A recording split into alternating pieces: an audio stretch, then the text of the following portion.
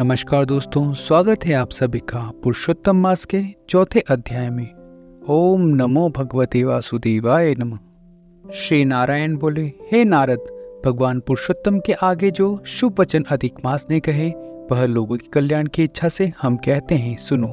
अधिक मास बोला, हे नाथ, हे कृपानिधि, हे हरि, मेरे से जो बलवान है उन्होंने यह मलमास है ऐसा कहकर मुझ दीन को अपनी श्रेणी से निकाल दिया है।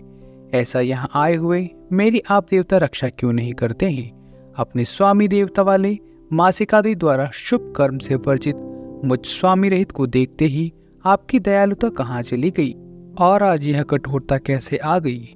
हे भगवान, कंस रूपी अग्नि से जलती हुई वासुदेव की स्त्री की रक्षा जैसे आपने की, वैसे ही हे दीन वत्सल कहिए मुझ शरण आए हुए की रक्षा नहीं करते। पहले द्रुपद राजा की कन्या द्रौपदी की दुशासन के दुख से जैसे आपने रक्षा की, वैसे ही दीन दयाल कहिए मुझ शरण आए हुए की आज रक्षा कैसे नहीं करते। यमुना में कालिया नाग के विष से गो चराने वाले तथा पशुओं की आपने जैसे रक्षा की, वैसे ही हे दिन वत्सल कहिए मुझ शरण आए हुए की आज रक्षा कैसे नहीं करते। पशु और पक्षियों को पालने वाले एवं पशुपालकों की स्त्रियों की जैसे पहले ब्रज में सरपत वन में लगी अग्नि से आपने रक्षा की, वैसे ही हे दीनवत्सल कहिए मुझ शरण आए हुए की रक्षा कैसे नहीं करते। मगध देश के राजा जरासंध के बंधन से राजाओं की जैसे रक्षा की, वैसे ही दीनवत्सल कहिए मुझ शरण आए हुए की रक्षा कैसे नहीं करते। आपने ग्राह के मुख से गजराज की झट से आकर जैसे रक्षा की, वैसे ही हे दीनवत्सल कहिए मुझ शरण आए हुए की रक्षा कैसे नहीं करते। श्री नारायण बोले, इस प्रकार भगवान को कह स्वामी रहित मलमास आंसू बहाता मुख लिए जगतपति के सामने चुपचाप खड़ा रहा। उसको रोते देखते ही भगवान शीघ्र ही दयार्द हो गए और पास में खड़े हुए दीन मुख वाले मलमास से बोले। श्री हरि बोले, हे वत्स, क्यों इस समय अत्यंत दुख में डूबे हुए हो? ऐसा कौन सा बड़ा भारी दुख तुम्हारे मन में है?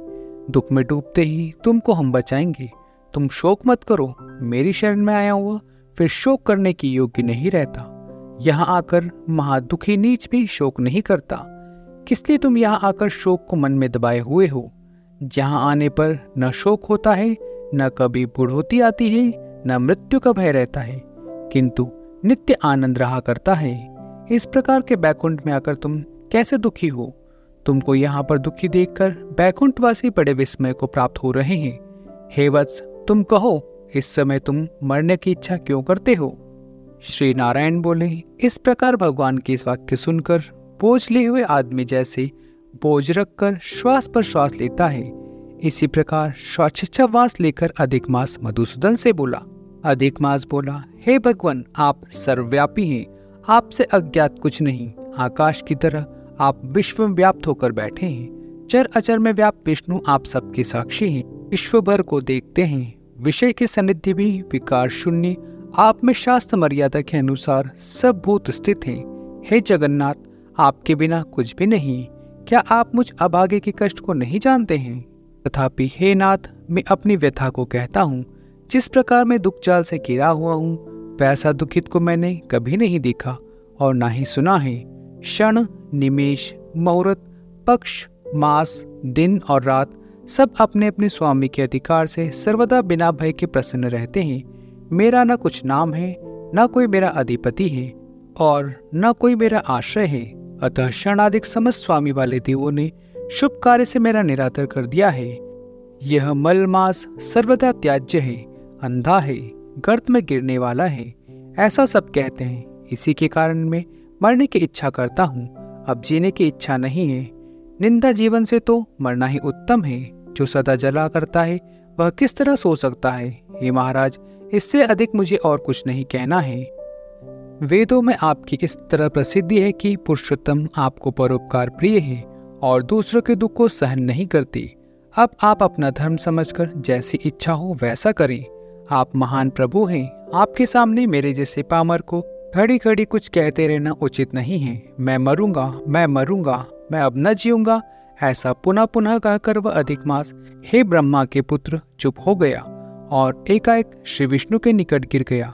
तब इस प्रकार गिरते हुए मलमास को देख भगवान की सभा के सभी लोग बड़े विस्मय को प्राप्त हुए। श्री नारायण बोले, इस प्रकार कहकर चुप हुए अधिक मास के प्रति बहुत कृपा भार से अवसन्न हुए श्री कृष्ण मेघ के समान गंभीर वाणी से चंद्रमा की किरणों की तरह से उसे शांत करते हुए बोले।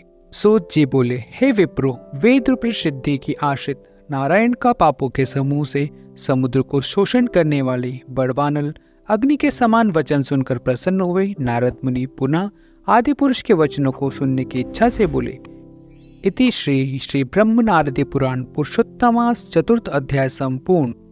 तो दोस्तों, मिलते हैं अगले अध्याय में। तब तक हरि नाम जपते रहिए। हरि बोल, गोविंद बोल।